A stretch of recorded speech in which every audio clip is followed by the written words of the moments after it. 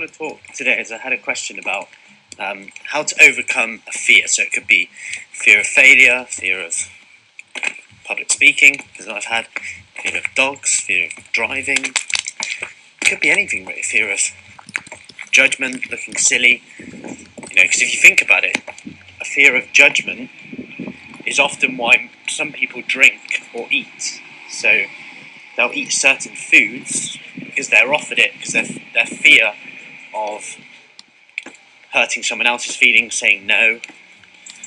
If someone offered you a cookie on a plate that they've made, you feel like, I better do, because they offered me it. Fear of being judged for saying no to a drink at a weekend when they're actually drinking to please someone else, maybe. But I just want to talk about the fears I've had and relate that to. So if I think about the major fears I've had in my life, it would be fear of eating food, so having an eating disorder. That meant that I was kind of fearful of how I'd feel after eating a certain food, be it feeling a bit sick, be it feeling like it was a bad food. Other ones was dogs. So I used to be scared of dogs.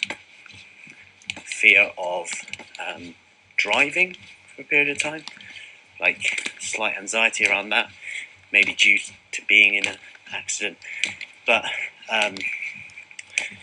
fear of public speaking, fear of failure, of course, fear of being judged, fear of looking silly, missing out, food. They're kind of my main ones, dogs, that I've had. And I was asked the question, how do I overcome this fear? And one of the things I'll backtrack on is that all these fears that I've had usually come from something. So they might come from, so with dogs, when I went to see my granddad one time at a farm, there's loads of Jack Russells, and I remember running. So I ran, and then they all chased me. So, because they thought I was playing, essentially. So where they chased me, I then curled up in a ball, and they're kind of jumping on me. So essentially, that made me scared of dogs even more. Then you've got things like food. You read stuff, then you have these beliefs, or you're told stuff that this food is bad. Then you've got public speaking. This was from times of shaking, dry mouth, going bright red, and then just avoiding it even more. And the thing what I'm getting at here is quite often there was an experience. So driving an car accident. There's an experience where I've now predicted the future based on something that happened, and I'm fearful that it might happen again, if you like. But to get through every one of them, avoidance made it worse, and just doing it made it better. And I know it's harder said than done, just saying just do it. But just consider that and accept that it's not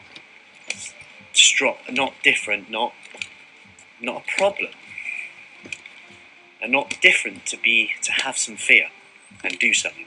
You don't need to be fearless to do something. Expect for it to be hard. Expect for you to be this is out of my comfort zone. But just be okay with that and accept that you haven't got to feel like it's the perfect time. For example, when I was then encountered with dogs for the first time, it was actually my wife's dog at the time I went to their house. I walked through the door. They don't even know I'm scared of dogs at this time. This dog runs at me, jumps at me, big golden lab. And I'm like, whoa, I haven't been around dogs before like this. But avoiding it would have made it worse, so you get used to it, and then your fear of that thing, you disprove it.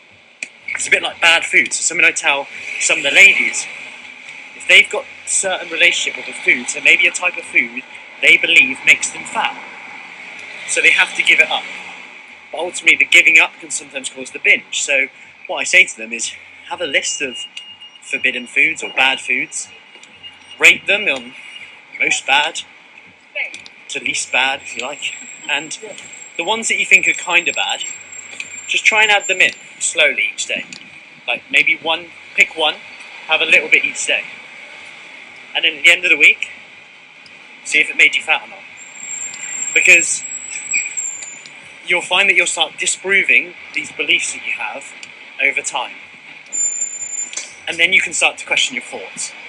then you won't believe everything you think. And when you don't believe everything you think, you're kind of freer.